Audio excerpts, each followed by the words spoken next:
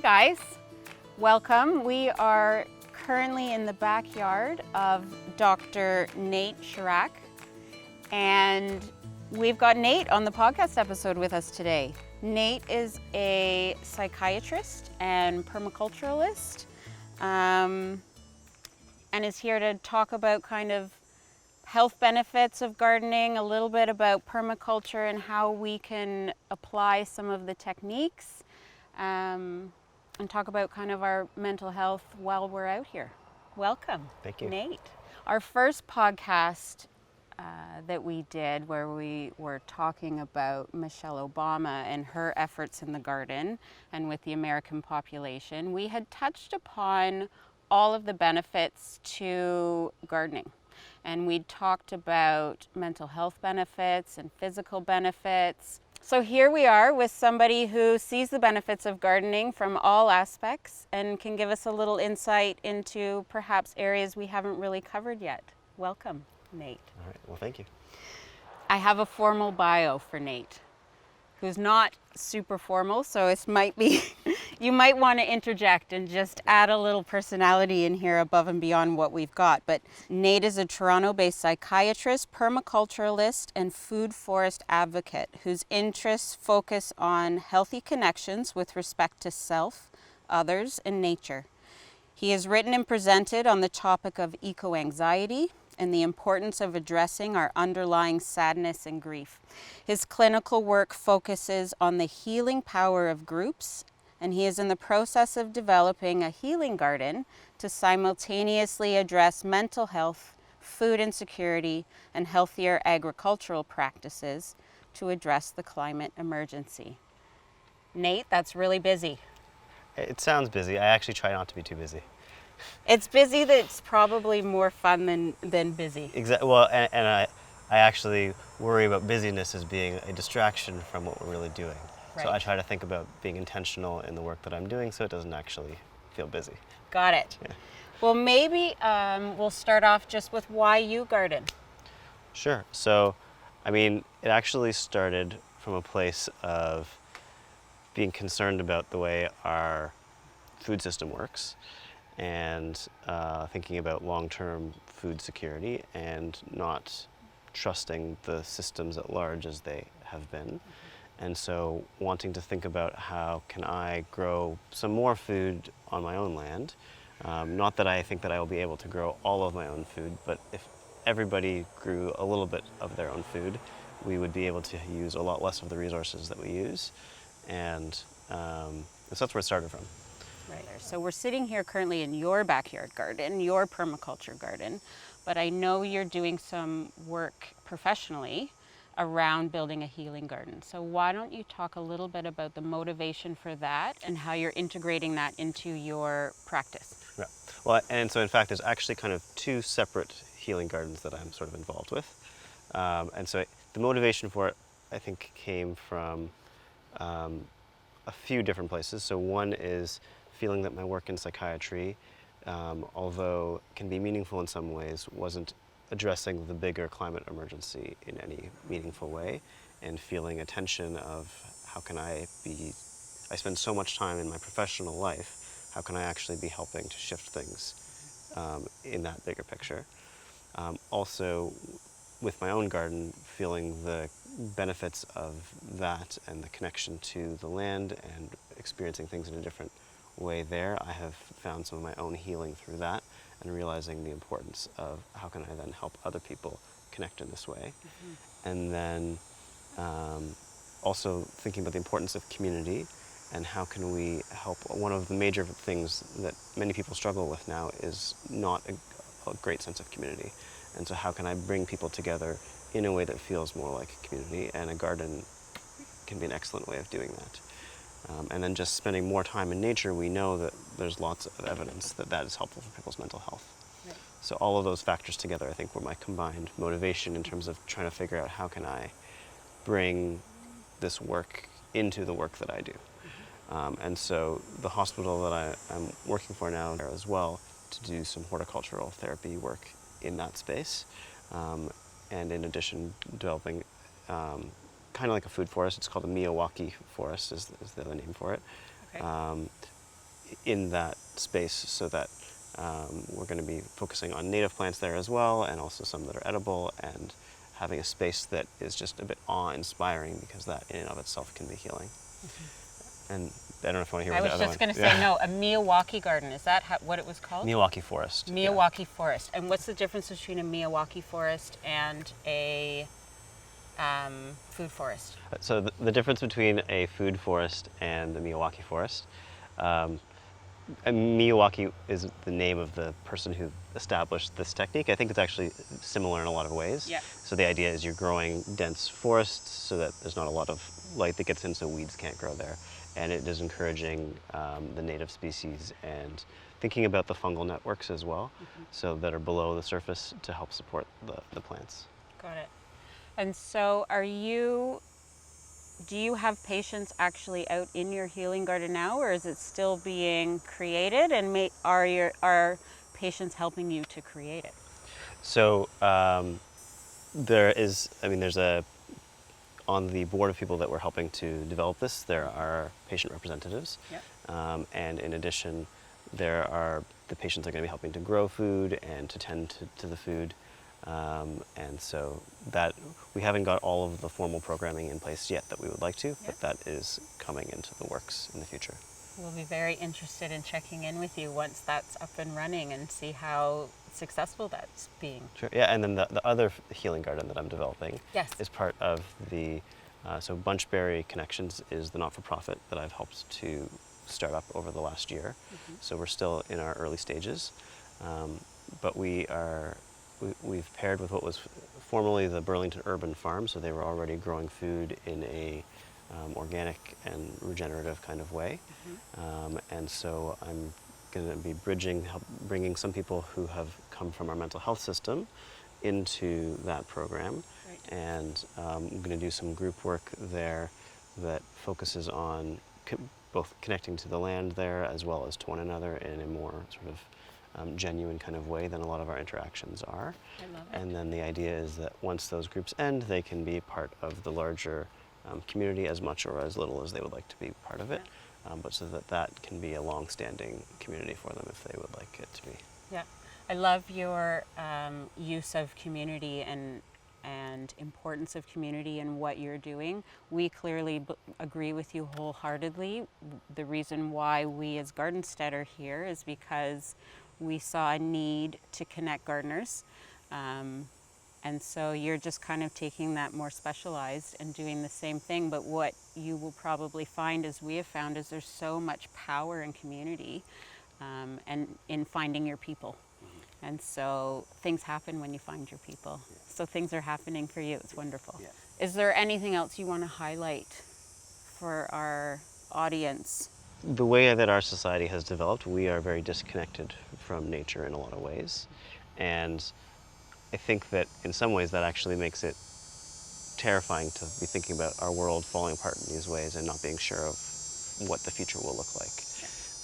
And in being able to be more involved in growing food, I mean, there's something also about even planting a seed and watching something grow that in and of itself helps you to grow in a different kind of way. And we can learn a lot from the plants as we watch them evolve and as they have a seasonality to them, and thinking about how do we have seasonality in our own lives, right? Both in the cadence of our day, the cadence of our week, and over the year. Like, there is seasonality to all of that we try to fight against. And I think that the more that we're trying to fight against what is a natural way of being, the more discordance there's going to be, and the more that we're going to sense that something's not right. Right. I guess the big question is climate change and our climate disaster currently, do you think that's having an impact on your patients, on people in general? Yeah, so I mean, there's a few parts to the question that you're asking there. So the first part, I think, is my understanding of anxiety, which is that anxiety is not really like a primary emotion, that a lot of people who are feeling anxiety they're worried about something, and usually it's the worrying about losing something, and the emotion of loss is usually sadness and grief. But we live in a society that has told us that sadness is weak, we should be stronger than feeling sad, we shouldn't cry. And these are messages that we get right from when we're young. Yeah.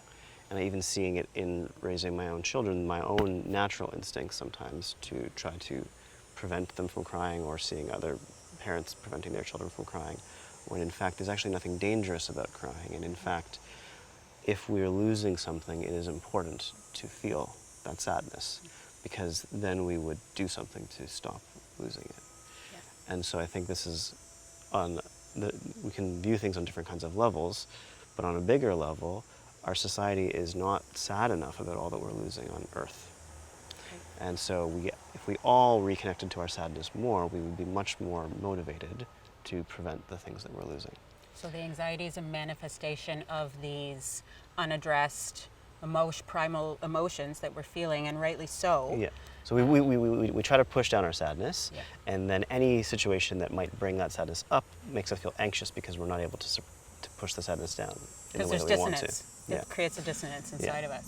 And so then also when we think about climate, we know that the climate crisis is causing a lot of mental health worsening in various ways, right? I mean, first of all, when people like lose their homes because of actual things, like there is clearly floods and mudslides and fires, all of that. Yes, and then we also know that people who are disadvantaged, who are already at higher risk for mental health issues, are also at higher risk for the outcome, the problems with climate change. And so all of this together means that, yes, anxiety is increased also because of our challenges with... and throw in a pandemic in there. Yes. How does that work? Yeah. We won't get into that one. Is there, we're getting scientific, is there clinical evidence, is there scientific evidence that, to test your theory around connection to the garden and healing gardens? So there's evidence in terms of, so there's evidence in certain disorders that has been more studied than in others. Okay. And there's evidence that nature is healing in and of itself. There is some evidence about being connected to nature, but the problem is that most of the studies, that there's not a lot of studies that are well designed to show these results. So I'm actually currently trying to help design some studies that will be a little bit more able to spread the knowledge that is kind of already there, but not on the level that is needed to maybe influence people more. I know we can't talk about, specifics, but have you seen, is there a particular person you have helped in bringing them into this kind of more connected life with gardens? Is there a success story that you may want to highlight? There's several people. Like, it'd actually be hard to pick only one. Right. That's a good answer in itself. Yeah. So, but yes, I think, when I work with people, my goal is not necessarily specifically to connect them with nature or not. Mm-hmm. My goal is actually to connect them with their inner self and with these underlying emotions. But I often find that once that happens, then there becomes these connections with nature in various different ways. So the hope in starting some of these other programs where I'm actually like doing the programming in nature and connecting people more directly is that it facilitates that faster. Right. I had talked about what my garden does for me and how I feel in my garden. So I've mentioned on podcasts before that I find it very meditative. I find it a really good way to absolutely disconnect from the freneticism of my daily existence. So, our audience knows I've got 4 kids. I have 4 kids who are noisy, and it's just constant noise, a barrage of noise all the time. And I find that gardening, even if the children are present, even if they're helping me, even if they're out there with me, still making their noise, I find being in the garden and focusing on these very simple, repetitive tasks, I don't really hear the noise when that's happening. And so for me, there are very few opportunities in my day where I can get away from things and getting out and into the garden is my time. I think something that's coming up for me there as you're speaking is also about the spirituality that comes out of the garden. Yeah. In terms of having a different sense for life itself. And I guess what I mean by that is, like, I had never really thought about plants as being like conscious in the way that I now sort of see them as being conscious. Right. Or like just, and I don't have to do that much and things want to grow, right? And sometimes I have to identify, okay, is this like thing that's growing that I didn't plant, do I want it in my garden, or is it a weed? And the way that I often decide is like, okay, if it's not native, then maybe it's going to be invasive, so I'll take it out. Yeah. But if it's something that's native, then maybe the earth is telling me something here, It needs it. and I will let it. It should be there. Yeah, exactly. Right. And so realizing that there is this other presence here that is having a sense of what should happen. You have a dialogue happening exactly. between you and your garden, Right. and you and what you're planting. But then it gives me a sense that there's something like bigger out there that I haven't really understood before. Yeah. And not that I fully understand it now, but it has helped me to feel more confidence that there is a life force in some way that is like Takes helping the us. responsibility off of you, Exactly. knowing that maybe something else is doing this. So it's always helpful to know as a person, as an individual, what we can do to help make our global environmental situation better, and not feel overwhelmed by just everything at the same time. So maybe just talking about how individuals can help, how they can help address their anxiety that we've talked about, but just feel like they're addressing this larger problem. Right. So I think one of the things that I think is really important is to be trying to shift the narrative from one of fear, which paralyzes people, to experiencing the sadness instead. Because sadness, I find, is more connected with love, and in fact, when we do that, we are more motivated to act. And so finding narratives about the things that are working and being part of that, rather than concentrating on the narratives about the things that are falling apart, I think is actually important. There's a book called Active Hope by Joanna Macy and Dr. Chris Johnstone, which is a fantastic resource for anyone who is feeling overwhelmed. I think it's called How to Deal with the Mess We're In Without Going Crazy. Oh wow, I have to pick this up on the way home. So it is a fantastic book. One of the things that is really helpful in it is in thinking about different narratives of the world. So one of the narratives that much of our world has lived in for a very long time is called the business as usual, which is just, I'm just going to do my thing. Maybe there's a climate crisis, but that's not my issue.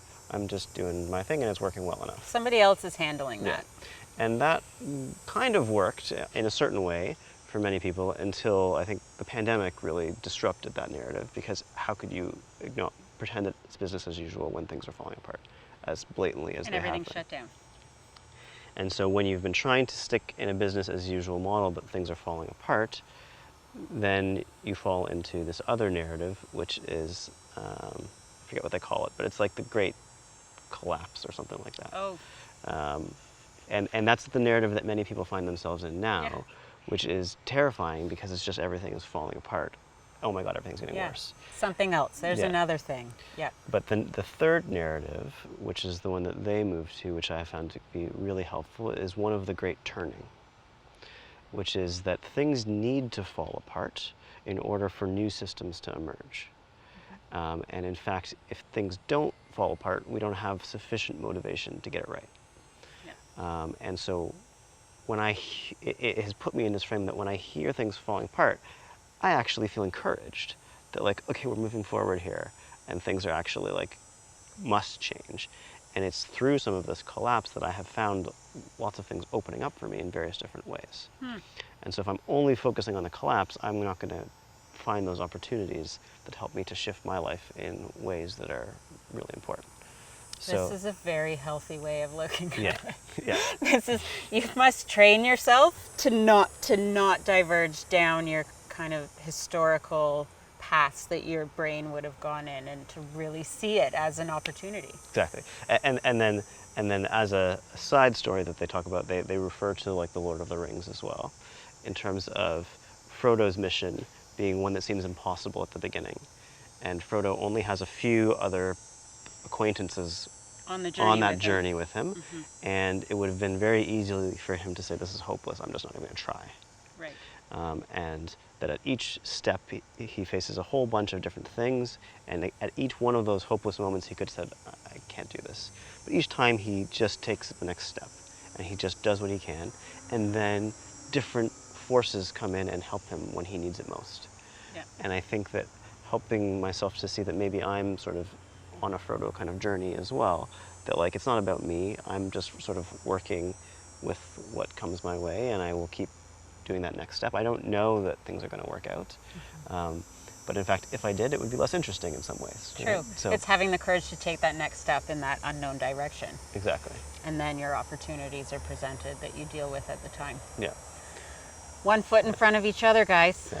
Well, That's all it ever is. yeah. But then in the book they also have a very helpful framework, which is, so I, as a therapist, I actually do a fair amount of group work, and I'm trying to shift some of my group work into their framework of, it's called the work that reconnects. And so they talk about this spiral where starting where we come from gratitude is really important, to recognize the things that we feel grateful for. It helps us to feel safe enough to then honor our pain. And so connecting back to some of that eco-anxiety and the stuff that's below the surface, the sadness and the grief and the pain, I mean, the more that I've done this work, the more that I recognize my own pain that I don't always even am fully aware of, but then when you look for it, it's there.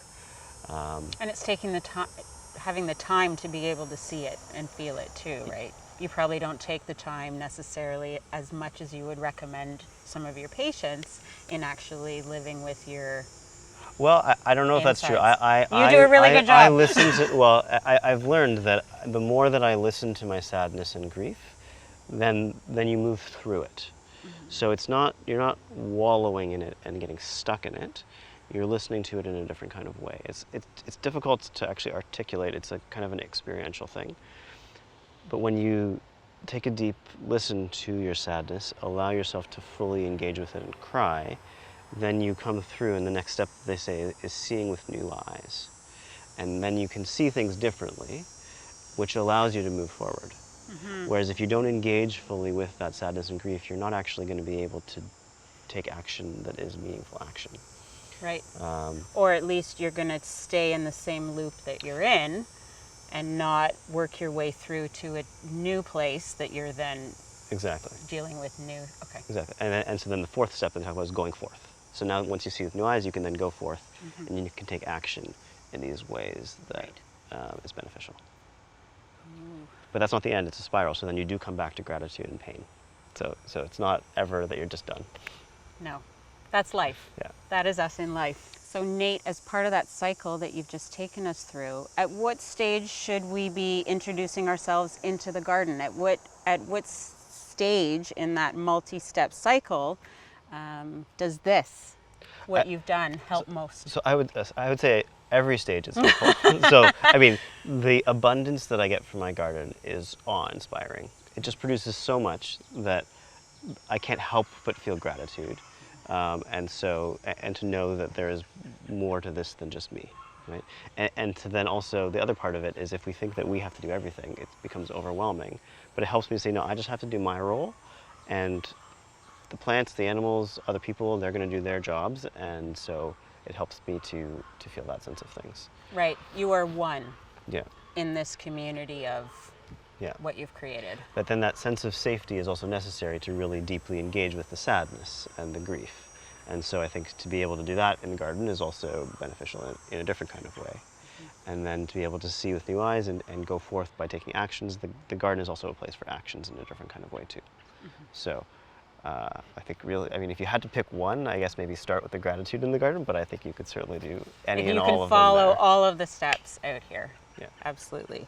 What's one thing, Nate, that people can do right now if they're concerned about their own mental health, if they think they may be struggling in some ways? What would you recommend they do from a interaction with nature, from a garden point of view. Not everybody has this at their disposal.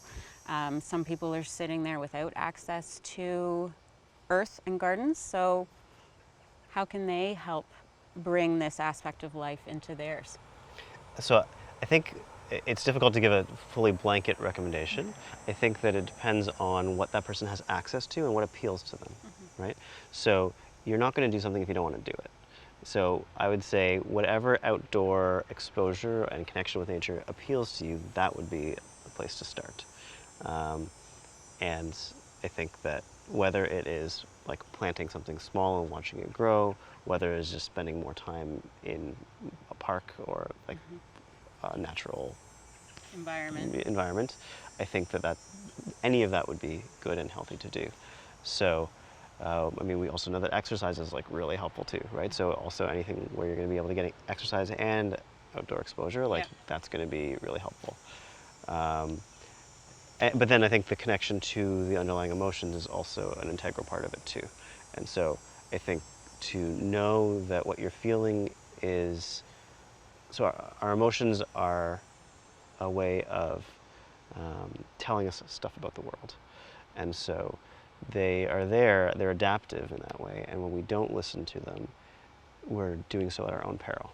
Right. So the analogy that I often give people is that if I were to tell you that, you know, green and yellow are bad colors, like don't look at them, you could try and do that, right? But first of all, you might bump into things that are green and yellow because you're not even watching for them. Second of all, you would be very anxious because you're keeping on seeing them and you're trying to look away from them. Yeah. Right?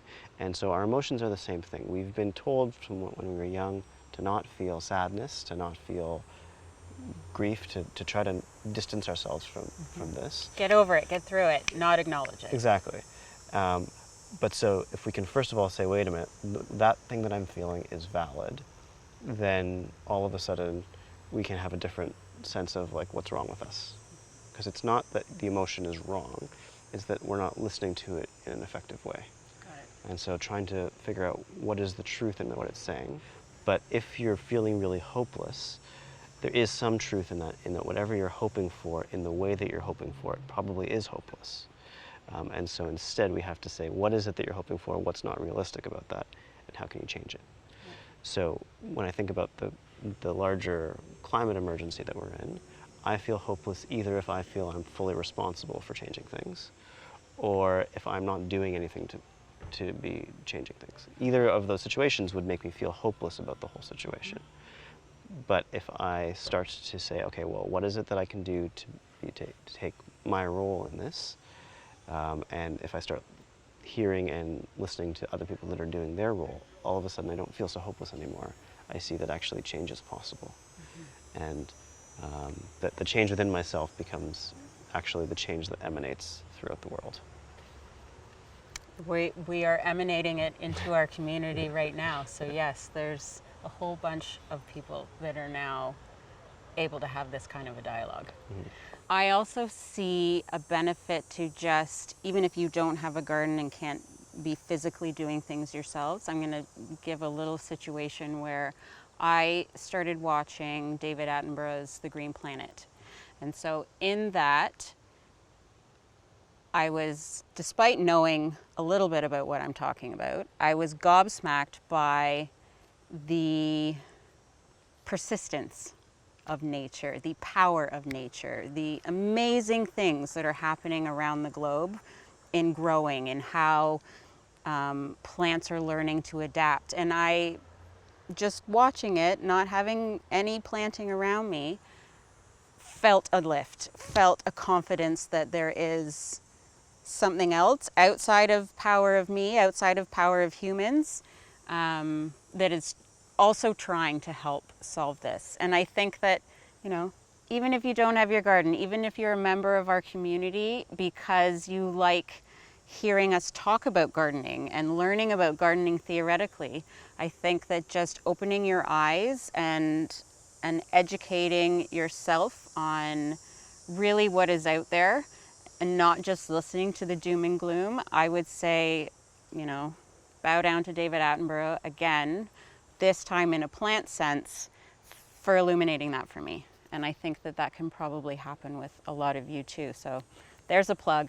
Check out The Green Planet, and you might be inspired to see that something else is happening.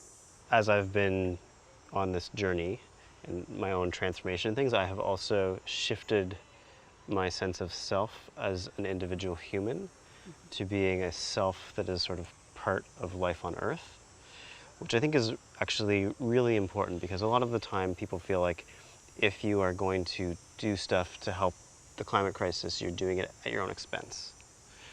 But when you see that you are part of the living Earth, in fact, it's not doing it at my own expense, it is doing it for my own benefit. And that viewing, I hope that life on Earth continues, and whether that is as only humans or whether that is other life, that also takes a lot of the pressure off. I obviously am still working towards trying to help humans, but that I know that some forms of life are certainly going to continue. And so that helps to be less outcome focused and more process oriented towards being part of this bigger. That's you relinquishing control. Yeah. Which is, the whole control aspect of gardening we had touched upon earlier, as far as using more native species versus invasive species. It is a shift, and it's a shift that's going to take people a while to get there. Yeah, and I'm constantly seeing other unconscious biases pop up, and having to. It's a constant work in this way, but also I find lots of meaning from doing it. So. Absolutely.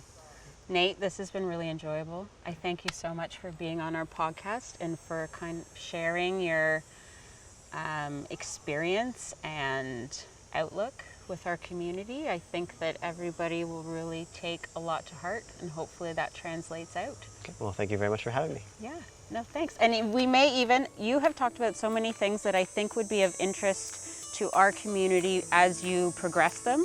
And so I'd love to have you back on, maybe in another year's time, and just have a catch up on how everything's doing. Sure, yeah. Wonderful. Okay. Thank you for tuning in, and we'll see you next time.